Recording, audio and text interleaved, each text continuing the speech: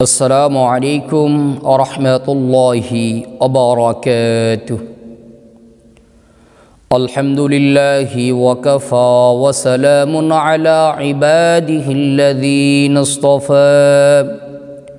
أما بعد فأعوذ بالله من الشيطان الرجيم.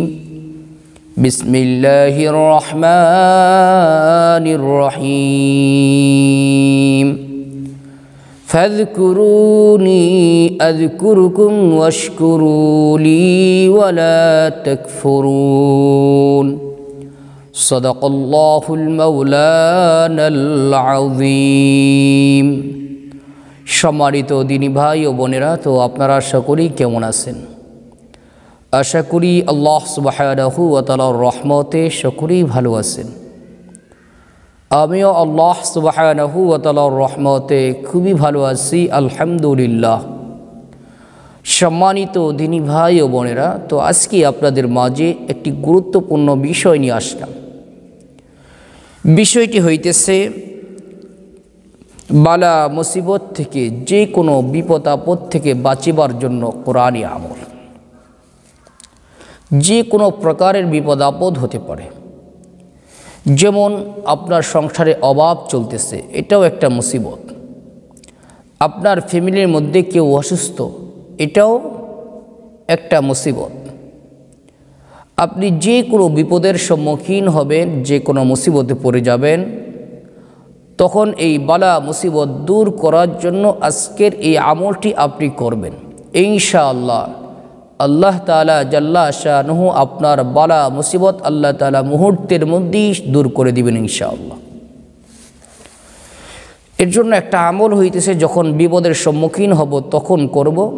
আরেকটা আমল হইতেছে যে আমলটি করলে আল্লাহ তাআলা সকল প্রকার বালা মুসিবত থেকে আমাকে নিরাপদে রাখবেন।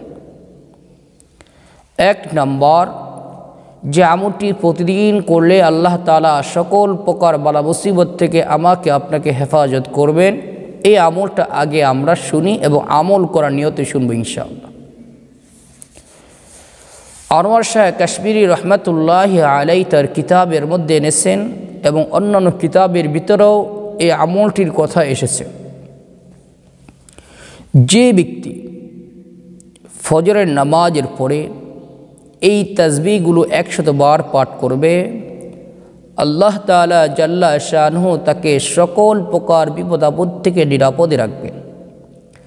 তাসবিহগুলি হইতেছে সুবহানাল্লাহি ওয়ালহামদুলিল্লাহি ওয়া লা ইলাহা ইল্লাল্লাহু আল্লাহু আকবার। আবার বলতেছি সুবহানাল্লাহি ওয়ালহামদুলিল্লাহি ওয়া লা ইলাহা ইল্লাল্লাহু আল্লাহু আকবার 100 বার।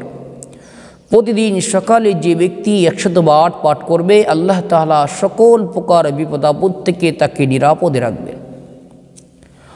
2 নম্বর, যখন আমার আপনার সম্মুখে আপনি যখন বিপদের সম্মুখীন হয়ে যাব, তখন এই আমলটি করব।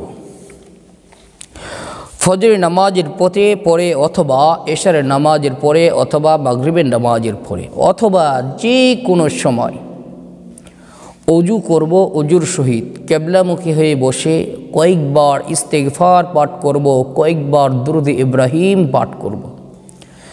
এরপরে পড়ব ফাল্লাহু খায়রুন হাফিযা ওয়া হুয়া আরহামুর রাহিমিন।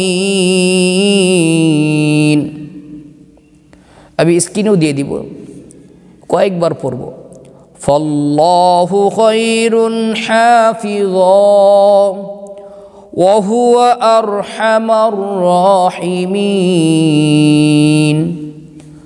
فالله خير حافظا وهو أرحم الراحمين। এইভাবে 500 বার পাঠ করব। আবারও কয়েকবার ইস্তিগফার ও দুরূদ শরীফ পাঠ করে আল্লাহ পাকের নিকট দোয়া করব।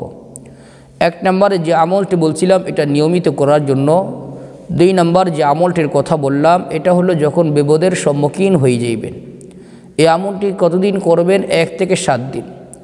ইনশাআল্লাহ আল্লাহ তাআলা জাল্লা শানুহু 7 দিনের ভিতরে আপনার সকল প্রকার বিপদ আপদ আল্লাহ দূর করে দিবেন ইনশাআল্লাহ।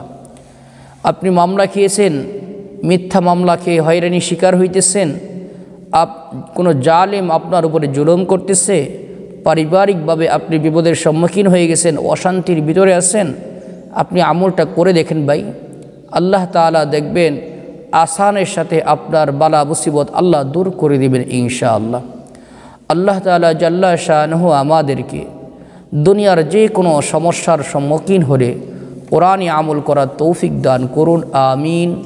আসসালামু আলাইকুম ওয়া রাহমাতুল্লাহি ওয়া বারাকাতুহু।